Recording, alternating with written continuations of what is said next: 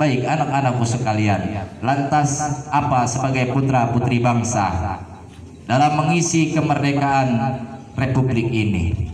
Tentu sudah diwariskan oleh para pejuang kita, di mana Indonesia berasaskan atas 5 dasar. Kalau di dalam Islam ada rukun Islam, kalau di negara Indonesia ada rukun bernegara yang disebut rukun Pancasila, di mana sila yang pertama adalah ketuhanan yang Maha Esa, yang artinya bahwa keimanan harus lebih didahulukan, akidah harus lebih dipentingkan dan diawalkan, karena itu adalah sebagai pondasi agar seluruh ajaran dan aturan-aturan berikutnya dapat terlaksana dengan baik.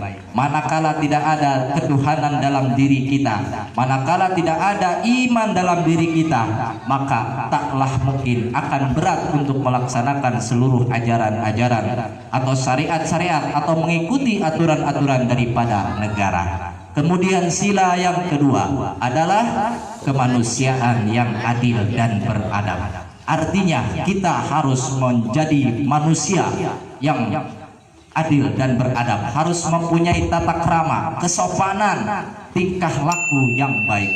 Bahkan di dalam ajaran kita Rasul mengajarkan la yu'minu ahadukum hatta yuhibbu li akhihi ma yuhibbu li nafsihi, bahwasanya tidaklah beriman seseorang kalau dia tidak mencintai saudaranya melebihi daripada dirinya sendiri. Bahkan Rasul senantiasa mengajarkan barang siapa beriman kepada Allah dan hari akhir, maka hendaknya ia senantiasa memuliakan tamu dan lain sebagainya. Oleh sebab itu pelihara akhlak yang baik sesuai dengan doa-doa yang selalu kita panjatkan. Allahumma hdini li ahsanil akhlak la yahdi li ahsaniha illa anta. Wahai Allah, tunjukkanlah kami kepada jalan menuju akhlak-akhlak yang terpuji, akhlak-akhlak yang baik, dan hindarkanlah kami dari akhlak-akhlak yang buruk.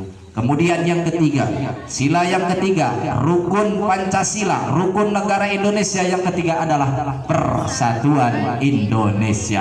Bahwasanya kita hidup harus rukun, damai, bersatu. Kata Allah, wa'tasimu bihablillahi wala tafarraqu, dan berpegang teguhlah kepada tali Allah dan janganlah kamu bercerai-berai.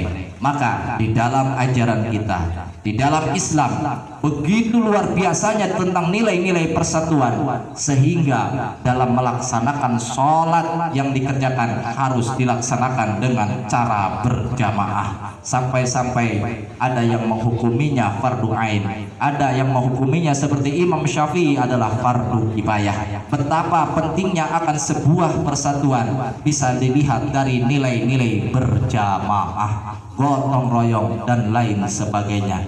Oleh sebab itu kalian harus pandai-pandai dalam bersatu, bekerja sama, sehingga menjadi bagian daripada pengamalan Pancasila. Sila yang ketiga yaitu persatuan Indonesia.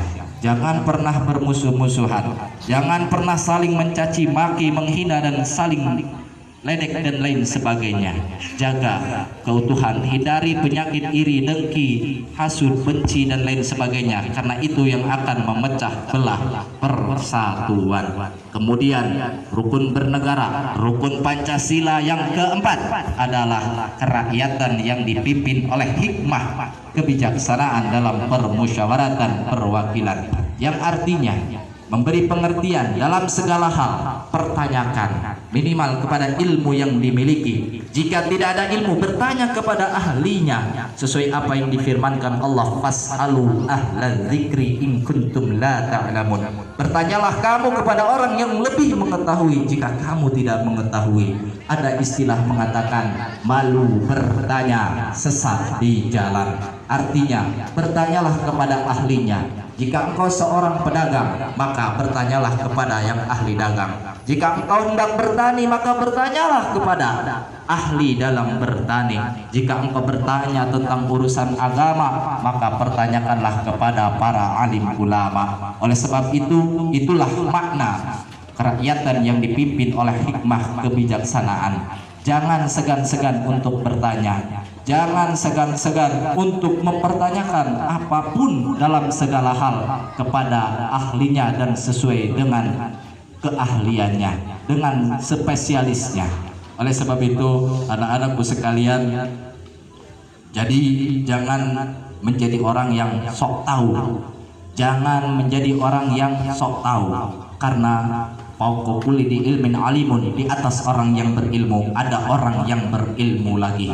Hindari sifat-sifat seperti merasa paling bisa, merasa paling benar, merasa paling baik dan lain sebagainya. Pertanyakan kepada ahlinya jikapun kita sudah mengetahui hal itu benar, karena jikapun kita sudah mengetahui hal tersebut benar, ketika kita memusyawarahkan, ketika kita bertanya kepada ahlinya, maka akan semakin mempertajam kebenaran itu sendiri. Kemudian sila yang kelima adalah keadilan sosial bagi seluruh rakyat Indonesia. Artinya di dalam ajaran kita, di dalam Islam, betapa pentingnya tentang berbuat adil dan bersosial. Di antaranya adalah kita diperintahkan untuk senantiasa bersodakoh. Di antaranya dari harta yang kita miliki kita harus berzakat. Di antaranya dari harta, dari rizki yang kita peroleh, yang Allah titipkan kepada kita, kita harus persembahkan untuk kaum-kaum yang lemah. Di situ akan terjalin sosial bagi seluruh rakyat Indonesia.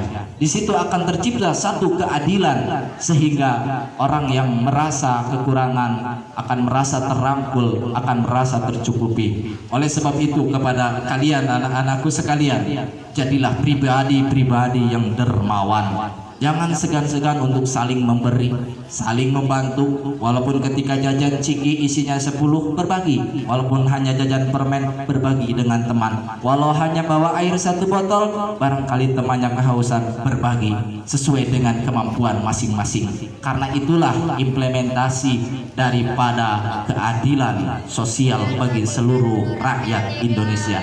Jadi kita harus menjadi pribadi yang adil, pribadi yang dermawan, pribadi yang tidak pelit, bakhil, bin koret, bin kikir, bin kedekit. Jadi harus pribadi yang loman, yang dermawan, baik dalam keadaan sempit maupun dalam keadaan lapang. Insya Allah kalau kita menjadi pribadi yang punya jiwa yang dermawan, sehingga adil dan sosial ini akan terwujud.